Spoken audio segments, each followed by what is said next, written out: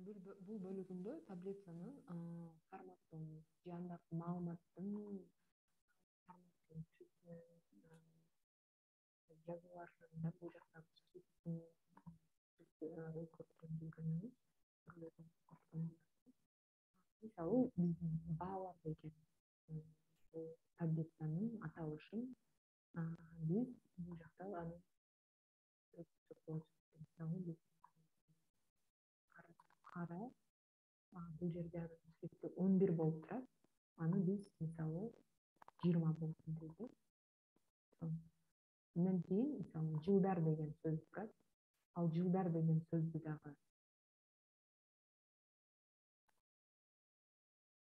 шрифтин алмаштырабыз.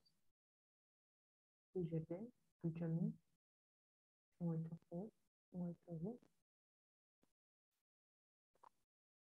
кийин бул жакта жылдар турат. Бул жерде аталыштар уячалардын так ортосунда болуп турат.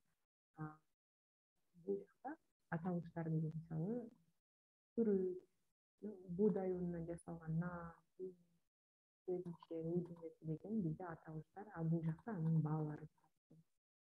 Бул баалар бул сол жактыкка жакын болуп турат, уячанын сол жагында. Эгерде бул аталыштар деген сөздү биз сол жагына жакын эмес, ортодо болушун кааласак, уячанын бул жерден орто по центру, орто деген ортого жылдап. Эгер сол жакта болушун кааласак, биз сол жакты көрсөткөн баскычка басабыз, тандап, кийин оң жакта болушун кааласак, биз оң жакты көрсөткөн баскычты басабыз. А бул жерде биз үчүн мисалы ортодо болсун. А бул жерде жылдар оң жак уячанын оң жагына жакын болуп, оң жакта турат.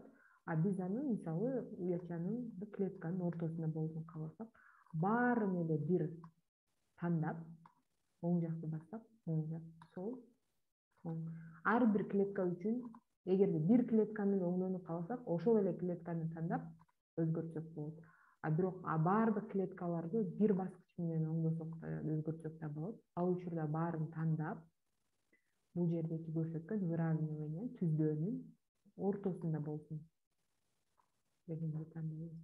А бул жакта мисалы жазуулар бизге бир аз ыңгайсыздык жаратып жатат. Мисалы окуганда кыйналып атса, кыйын болуп жатса, биз алардын баарын тандайбыз.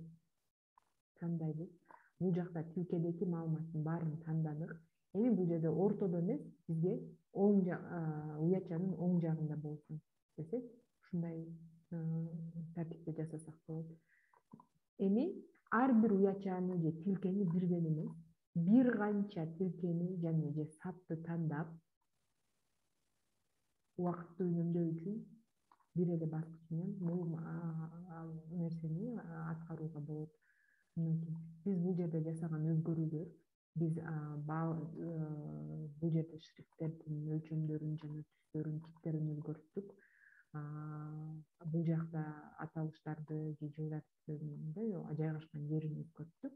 Эми дагы бир нерсе бар. Мисалы бул жерде Ариал болуп калды. Бул жерде Кыргыз Таймс дейт, бул башка бир тип. Бул жерде болсо New Times Roman деп калды. Эгерде биз бул жердеки форматтын, мисалы аталыштардагы форматтын жана маалыматтын бул жерде цифралардын, сандардын форматынын баарын окшош болуун кааласак, кайсыл жерге окшоштургубуз келсе, мисалы биз моундай болушун каалап атабыз, New Times Roman болсун деп атабыз. Бул жерде формат по образцу деген бар, ушуну тандадык. Эми бизде бул жерде щеткага окшогон белги менен кошуу белгиси турат. Бул деген биз тандаган клеткадагы, уячадагы маалыматтын форматын азыр биз тандай турган башка катарларга же клеткаларга дагы ошондой кылып өзгөртсөк болот. Мисалы биз азыр тандадык, эми тандайбыз. Эгер байкасаңыздар, бул жерде New Times Roman болчу, биз тандаган жер, тандагандамыздар. Анын баардык аны тандап алгандан кийин бул жакты дагы New Times Roman кылып өзгөртүп койдук. Кийинче, эгерде биз кээ бир аталыштарды кара, бул жерде калың кылып өзгөртүүнү кааласак ошол уячаны басабыз, тандайбыз жана бул жерден Ж деп турат, полужирный же control B.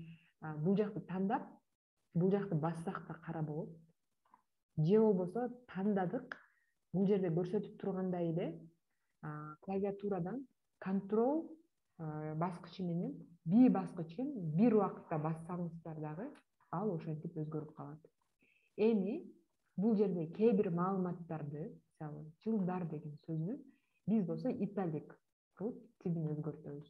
Курсив мынакей бул жерде өзгөрүп калат. Же болбосо мисалы бааларды өзгөртөбүз, деп өзгөрүп калат.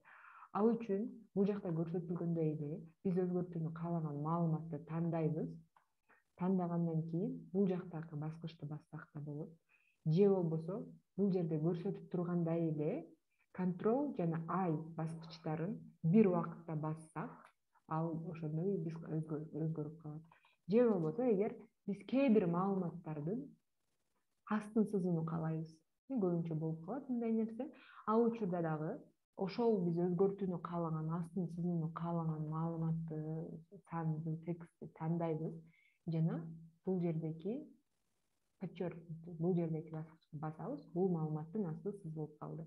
Же болбосо бул жерде көрсөтүлгөндөй эле контрол баскычын клавиатурадан жана U тамгасын басып белгиленген баскычты бир убакытта бассак дагы асты сызылып калат.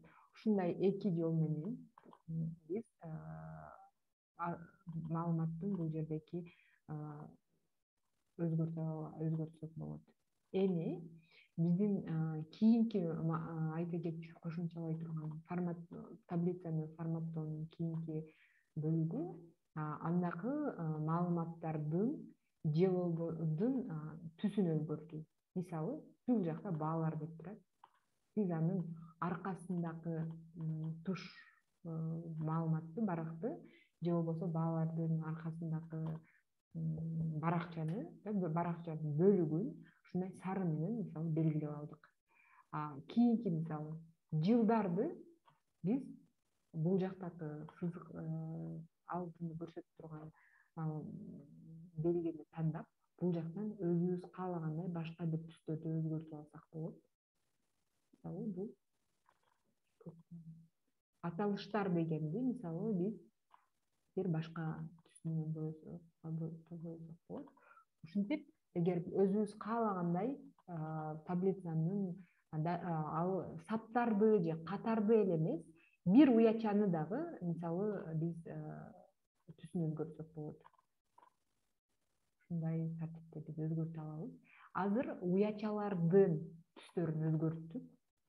Эми бул жерде биз сөздөрдүн дагы же мындайча айтканда бул жердеки маалыматтын жазуусунун дагы, шрифтин дагы түсүн өзгөртсөк болот. Мисалы, муну тандап, бул жерден биз кызыл кылып өзгөртсөк болот.